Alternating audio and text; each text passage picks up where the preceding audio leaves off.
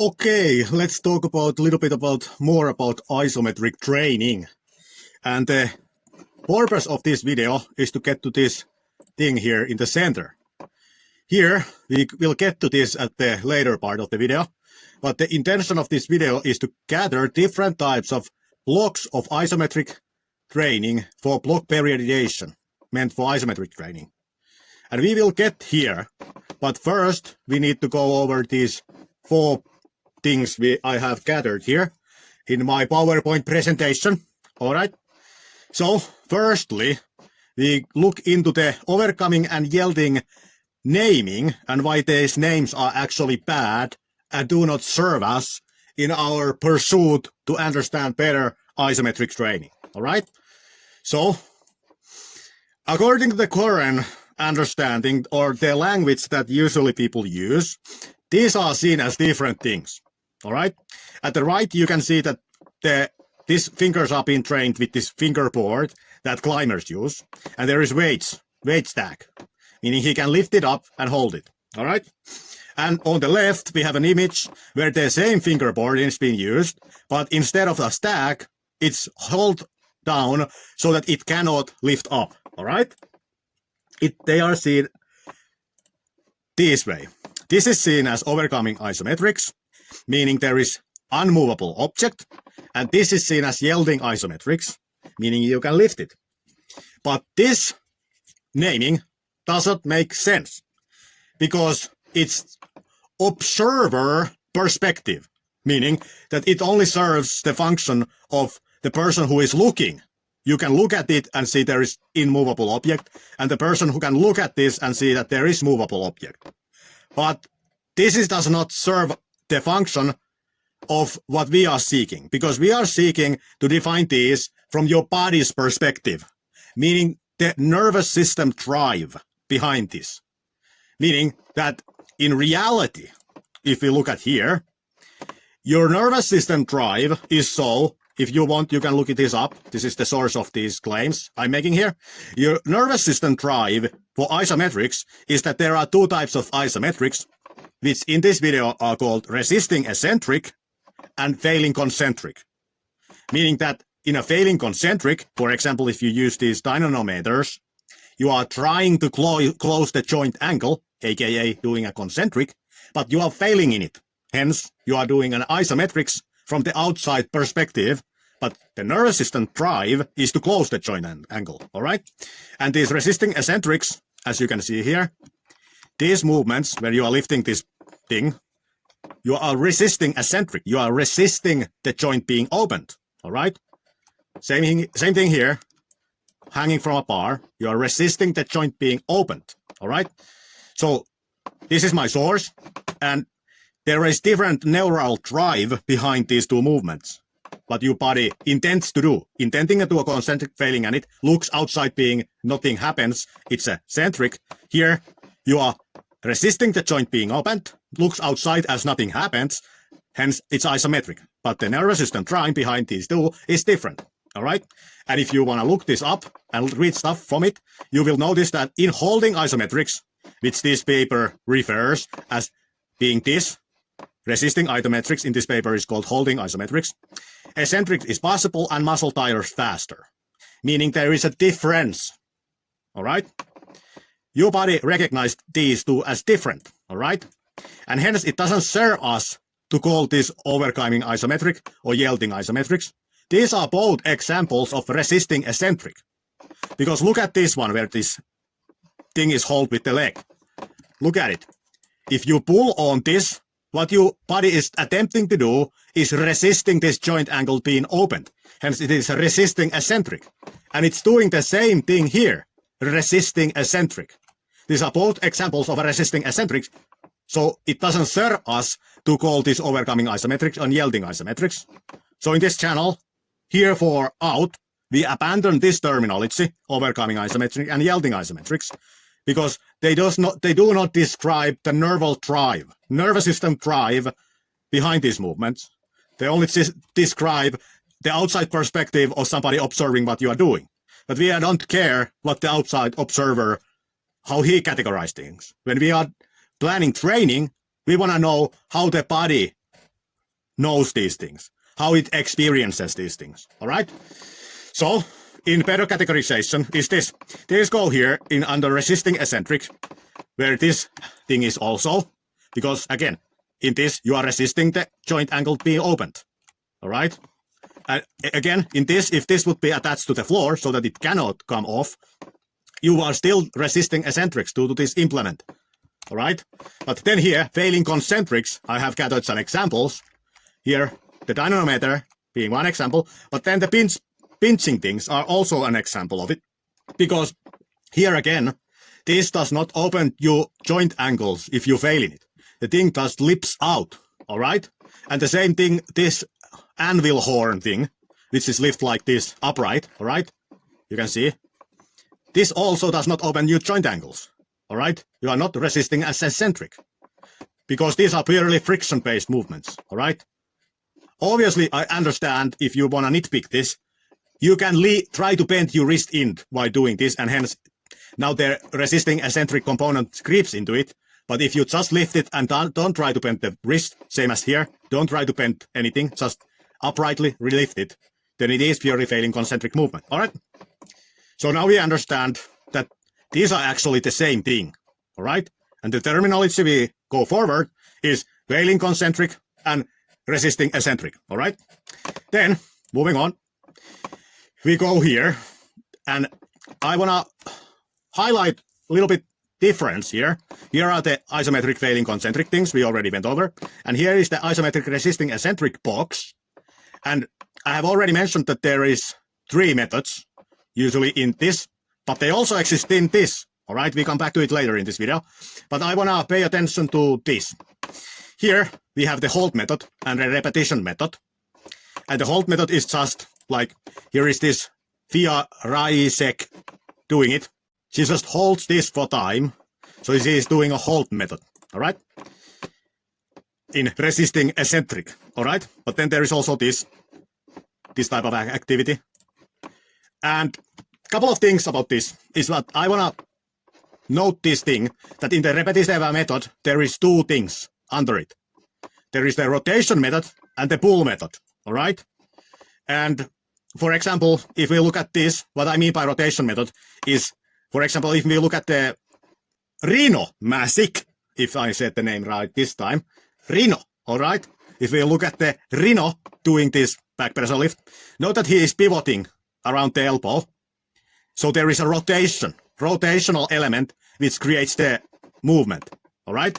So that is what I call the rotation method. All right. But if we then look Todd Hodgins things, Todd Hodgins does the pull method. All right. If we look at how he does this thing, meaning he tracks the elbow and the orientation doesn't move. There is no pivoting, you know, there is no rotation. All right. I know that he leans a little bit more and more, but if we forget about that and think he just, like the rolling tendon lift also falls into this pull method. If you do reps with it, you are pulling it. You are not, nothing is rotating. All right. You are just pulling on it. And then if we would look at another example of the rotation method here, when they do these plate curls, all right, like this, wrist reining, all right. So you can do this like this, or you can do it so that you just hold it like this, all right. And I'm borrowing here the knowledge of the grip training people, you know, and the grip training people actually say that this rotation method is actually inferior to the hold method, all right, and the pull method. Because in this rotation method, like as you can observe in this plate curl, the maximal tension happens only in the one position, and that position is over very fast, meaning that the time under tension thing is diminished in this rotation method compared to the hold method and the pull method, all right? Because in the pull method, you are all the time in the optimal angle, what you want to do, you know? For example, in the rolling thunder, it's all the time in the same position what you want to train, you know? In this blade curl, for example, if you want to be, like this is the hardest position, you know? So, but everywhere else where you are with the blade, it's easier, all right? So, the grip guys kind of instruct the blade wristing to be trained so that you just hold it and not do the curling. All right? So that's something I want to point out in this video, that actually under the repetition method, there is two methods, the pull method and the rotation method. And the grip guys kind of give us a hint that actually this rotation method is not actually very ideal. All right?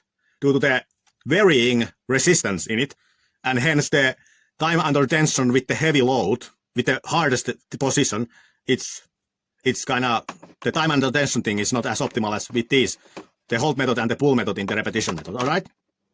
So that's what I wanted to point out in this, so that we would observe that there is these two methods under the repetition method, all right? So that's what that was about. But then something interesting also is this. Like, let's look at the title. Isometric pace method, all right?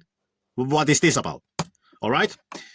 What I mean with this is that the isometric pace is meaning when you do a dynamic motion, for example, if you are bench pressing, and you bring the bar to your chest, and then stop, and then you bring it up.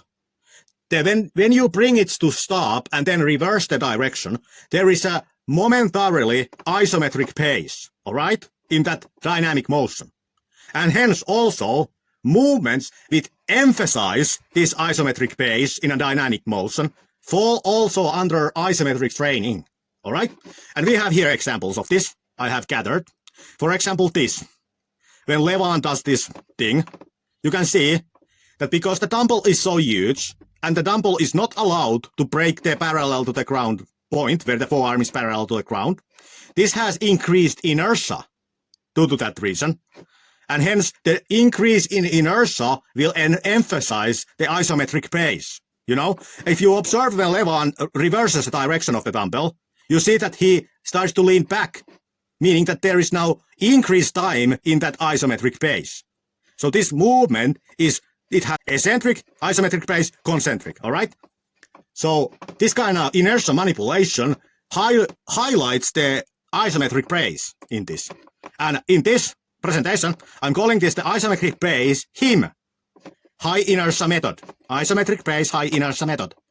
Where you, by increasing inertia, you emphasize this isometric pace. You increase its length. Let's look at another example of Gennady doing this movement. Again, he leans back, meaning that the change in direction is done with the isometric strength. All right? All right?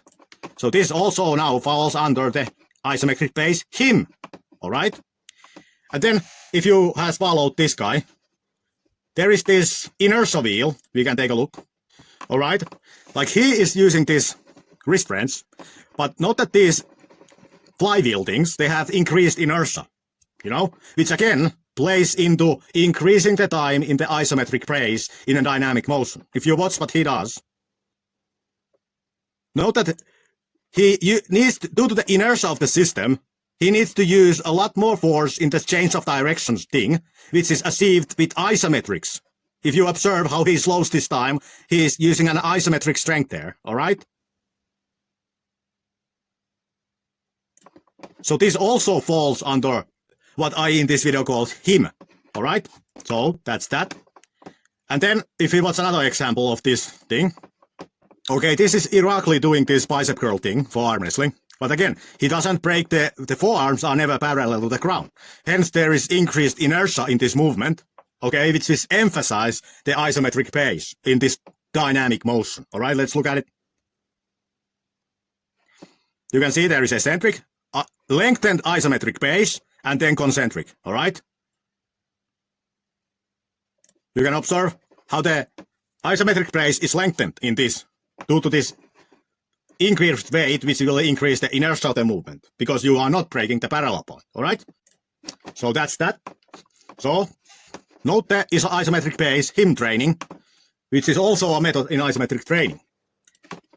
All right. Then lastly, let's look at the what I have, rotation, pull, and isometric pace methods in their context. All right. Let's look at the family tree kind of these isometric things. Here, isometrics, failing concentric, resisting eccentrics. Note that you can all of these methods, the ballistic indent, hold method, repetition method, and then rotation method, pull method. You can do this all for everything. All right. Meaning that you can take the isometric movement, which is resisting eccentric, you do repetition method, and it can be the pull method or rotation method, all right? Or you can take isometric movement, which is failing concentric, rep method, and the rotation method, all right? These are all kind of like, you can make a movement which is cocktail of each level, all right? But then here we have the isometric base, which is the resisting eccentric only thing. And I have put here low inertia, but actually when there is low inertia, the isometric base is decreased. So it's not therefore good for isometric training, but I just put it here because it's kind of the reverse of the high inertia isometric base thing, what I'm talking about, all right? So not this thing, and this is the proper context. So now we have went on over these points, so we can finally make the conclusion of the video, the blocks of isometric block periodization. And as you can see, we have here 9 blocks. And the resisting eccentric blocks, we have the isometric base, then we have the hold method, and then rep pull method, rep rotation method, and ballistic intent method. But note that here, in the failing concentric blocks, we have the hold method. For example, if you are doing the pinch thing, you can hold it, so it is here also. You can rep it by pulling it, you know, just rep it up and down. And then I put this rep rotation method here in the failing concentric little bit demet, because you can do it, but I wouldn't say it's very optimal, you know. I wouldn't say that there is actually a use case for this, but it's possible too, you know. For example, you could do the blade pinch and then you do bicep curls in that thing, you know, so that the blades are like upright all the time. You are still pinching it and the rotation changes the orientation, you know. So it's possible, but wouldn't call it very effective. But it is there. But there also ballistic intent method is also under the failing concentric block. All right? Like you can, for example, I showed you before, you know, the anvil thing, like here, this horn, like you could throw this thing. And therefore it would be the ballistic intent method. And because this lacks eccentric, being failing concentric, you are doing a ballistic intent with failing concentric. All right? So that in mind, it also exists here. So here we have actually now 9 different blocks of different isometric training, which one could consider when planning a block periodization meant for isometric strength development. All right? That's all. That was my things today. Okay, bye.